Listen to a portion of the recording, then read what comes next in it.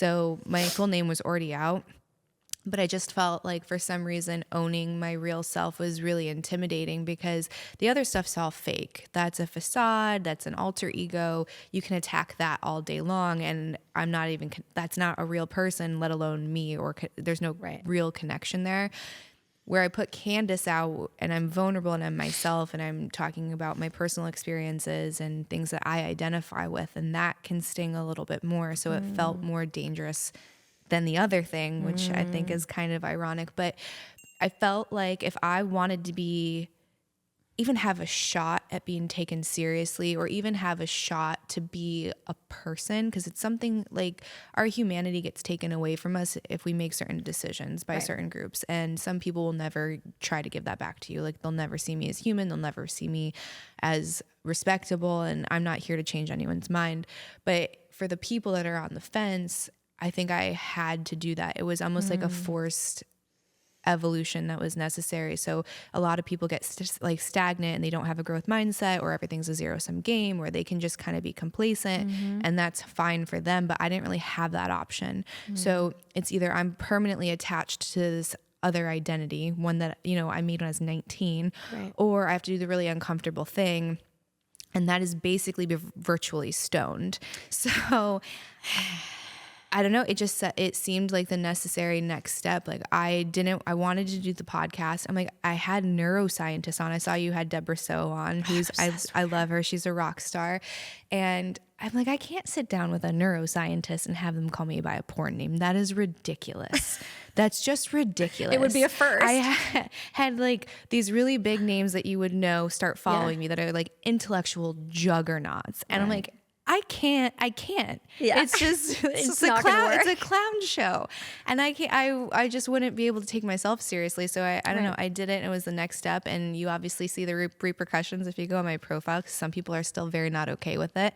They want you to kind of stay in that box and not progress, but it's not up to them. That's right. It's not up to them. And ultimately what you've done and what you've been able to, and I said this to you yesterday, and I think it's important to address, people may see that side of you, but if you're watching you differently from a different lens, like I'm not looking at you like, oh my God, Candice, this like amazing adult star who then just like magically transitioned her life into this huge podcaster. Like what you said with some of your guest list, by the way, is bananas. Thank you. And it is something to be so admired. But I also am consciously aware that took immense amount of self-love, self-worth, hard conversation to be able to come out that way. So I think what people see is they want to hold you in that box, and they want you to be that person they thought that you were. You're this person to me, and this is all that you are. And we talked about that situation which I want to dive into, where people think that you're their property because they've seen you somewhere. They can act some type of way around you. But with this transition and with this decision to become this, yourself, really, not this other person, but the person you've always been, to put that out in the forefront, I can understand why you would want to do that, because I don't think it would be a clown show, but I also think if you're expected to be taken seriously, it's going to be a little bit different, which I don't understand why, because that profession is no joke, and I think it's a very serious profession. That being said, to be able to book the people you have, it's not about what your name is. It's about who you are and how you make them feel. And at the end of the day, that's really why your show has become what it has.